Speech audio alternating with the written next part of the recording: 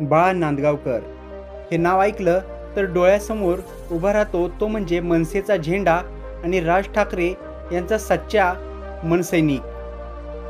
ही एका कार्यकर्त्याची, नेत्याची आणि शेवटी राजकारण्यापेक्षाही एका सच्चा साथीदार म्हणून ओळख निर्माण करणाऱ्या व्यक्तीची कथा आहे।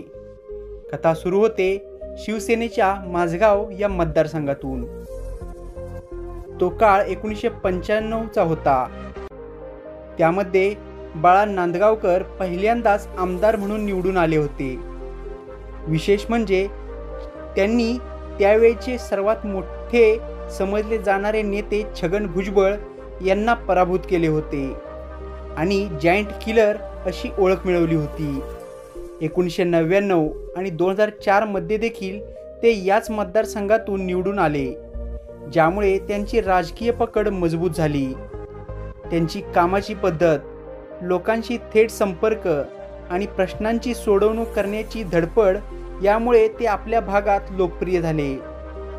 2006 साली राजकारणात एक मोठी घडामोड झाली।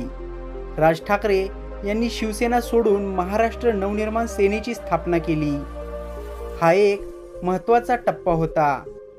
अनेक जुने सहकारी संभ्रमात असताना देखील बाळा नांदगावकर मात्र राज ठाकरे यांच्या सोबत राहण्याचे पक्के ठरवलेले होते। त्यांनी राज ठाकरेंच्या नव्या वाटचालीस पाठिंबा दिला आणि मनसेच्या स्थापनेतील महत्त्वाच्या नेत्यांपैकी एक म्हणून ते ओळखले जाऊ लागले। मनसेमध्ये आल्यानंतर बाळा नांदगावकर यांनी पक्षाला ताकद देण्यासाठी प्रयत्न केले। 2009च्या निवडणुकीत ते मनसेच्या तिकिटावर शिवडी मतदारसंघातून पुन्हा आमदार झाले। या काळात त्यांनी राज ठाकरेंचे निकटवर्तीय आणि महत्त्वाचे मानले जाणारे सल्लागार म्हणून काम केले। पक्षाची ध्येय धोरणे ही लोकांपर्यंत पोहोचवणे, संघटनात्मक बांधणी करणे आणि पक्षाची बाजू मांडणे अशा विविध भूमिका त्यांनी पार पाडल्या। राजकीय प्रवासात चढ उतार येत असतात। 2014च्या निवडणुकीत त्यांना पराभवाचा देखील सामना करावा लागला, पण तरी देखील त्यांनी पक्षाशी असलेली निष्ठा ही कधी ढळू दिली नाही। राज ठाकरे यांच्या भूमिकेनुसार अनेकदा मनसेची भूमिका बदलते आणि यामुळे कार्यकर्त्यांमध्ये देखील बऱ्याच वेळा संभ्रम निर्माण होतो। पण अशा परिस्थितीत देखील बाळा नांदगावकर यांनी राज ठाकरेंच्या निर्णयावर नेहमीच विश्वास ठेवला आणि त्यांच्या सोबत उभा राहिले। आज देखील बाळा नांदगावकर हे महाराष्ट्र नवनिर्माण सेनेचे एक महत्त्वाचे नेते आहेत।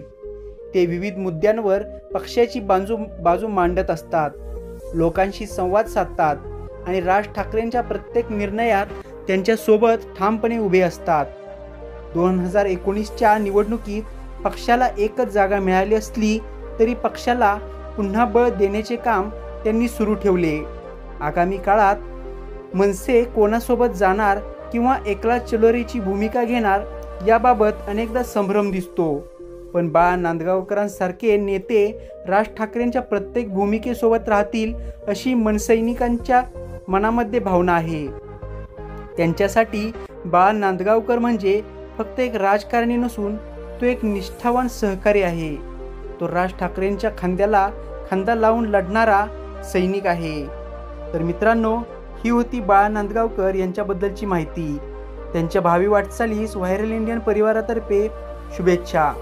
मित्रांनो, तुमचं त्यांच्याबद्दल काय मत आहे हे कमेंट बॉक्समध्ये लिहा। सोबतच व्हिडिओ आवडला असेल तर व्हिडिओला लाईक करा, शेअर करा व आपल्या मराठी यूट्यूब चॅनलला सबस्क्राईब करायचं बिलकुल विसरू नका। लवकरच भेटू पुन्हा एकदा अशाच नवनवीन इंटरेस्टिंग आणि इन्फॉर्मेटिव्ह व्हिडिओसोबत। तोपर्यंत स्वतःची काळजी घ्या। जय हिंद, जय महाराष्ट्र, जय जिजाऊ, जय शिवराय।